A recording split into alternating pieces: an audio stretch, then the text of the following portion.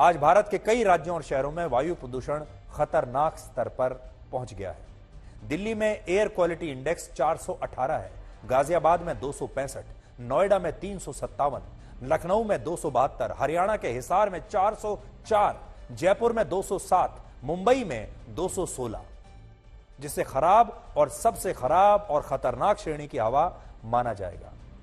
सोचिए, आप जाकर देखिए, कहां जाएंगे आप? कहीं चले जाइए, आपको सांस लेने के लिए सिर्फ जहर मिलेगा। इस समय पूरी दुनिया में जो 10 सबसे प्रदूषित शहर हैं, उनमें 3 हमारे देश के हैं, और ये 3 शहर हैं दिल्ली, मुंबई और कोलकाता। और इनमें भी दिल्ली पूरी दुनिया का सबसे गंदा और प्रदूषित शहर है वायु प्रदूषण के मामले में।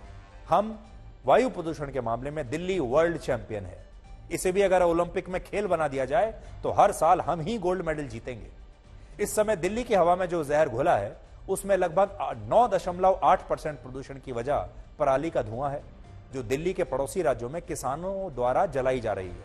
पंजाब में इस साल पराली जलाने की 5,245 घटनाएं और हरियाणा में 1,094 घटनाएं हो चुकी हैं, जिन्हें हम रोक नहीं पाए। और पराली के इस धुएं की वजह से दिल्ली की हवा लगातार खराब हो रही है और प्रदूषण के मामले में हम वर्ल्ड चैंपियन बनते जा रहे हैं। पराली के अलावा दिल्ली के प्रदूषण में 10% योगदान बायोमास बर्निंग का भी है। बायोमास बर्निंग का मतलब है जो पेट्रोल और डीजल वाली गाड़ियों से धुआं निकलता है वो, और इस धुएं का दिल्ली के प्रदूषण में 10% का योगदान है। इसके अलावा दिल्ली के प्रदूषण में एक बड़ा हिस्सा पड़ोसी राज्यों के जिलों से भी आ रहा है। उत्तर प्रदेश का गौतम बुद्ध नगर जिला यानी नोएडा दिल्ली की हवा को सबसे ज्यादा 14.3% प्रदूषित कर रहा है। गाजियाबाद से दिल्ली की हवा 7.9% और बुलंदशहर से 6.6% खराब हवा आ रही है।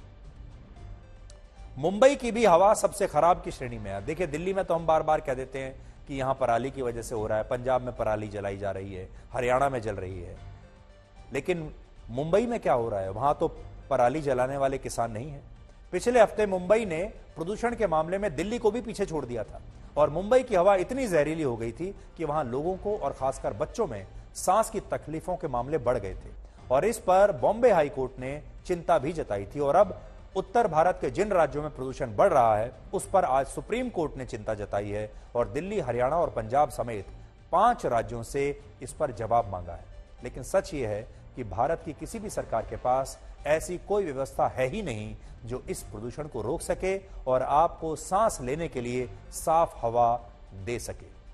इसी साल अमेरिका के शिकागो यूनिवर्सिटी के एक रिसर्च इंस्टीट्यूट ने अपनी रिपोर्ट में बताया कि दिल्ली में एयर पॉल्यूशन की वजह से लोग 11 साल 9 महीने अब कम जी रहे हैं। यानी आप जो लोग दिल्ली में रह रहे हैं, उनके जीवन में से 12 वर्ष कम हो रहे हैं इस वायु प्रदूषण की वजह से।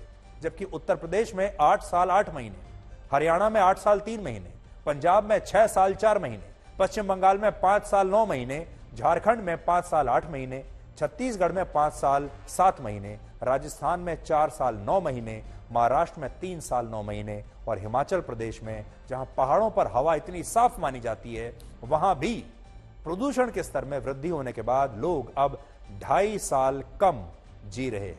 लेकिन इसके बावजूद प्रदूषण हमारे देश में कोई मुद्दा नहीं है, बावजूद इसके कि प्रदूषण की वजह से अब हमारी मौत कुछ वर्षों पहले ही हमारे दरवाजा पर आकर दस्तक देने लगती है। दिल्ली में जो लोग रहते हैं, उनके दरवाजे पर मौत 12 साल पहले ही आ जाती है।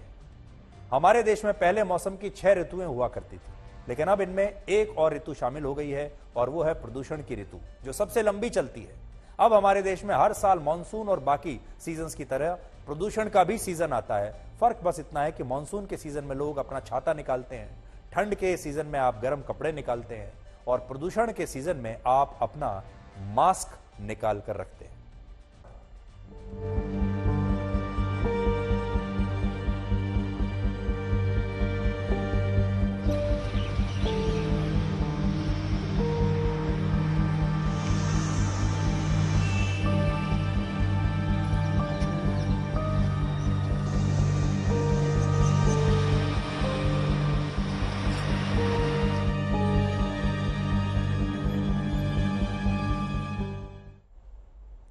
बड़े बड़े शहरों का आसमान आपने देख लिया, क्या बुरी स्थिति है। और देखिए लोग इसके बारे में बात तक नहीं करते, या बात भी करते हैं तो आपस में छोटी मोटी बात करके चुप हो जाते हैं। और सरकारें और हमारे देश के नेता और पॉलिटिकल पार्टियां इस बात का पूरा फायदा उठाते हैं, क्योंकि आपने प्रदूषण को कभी कोई बड़ा मुद्दा बनाया ही नहीं है।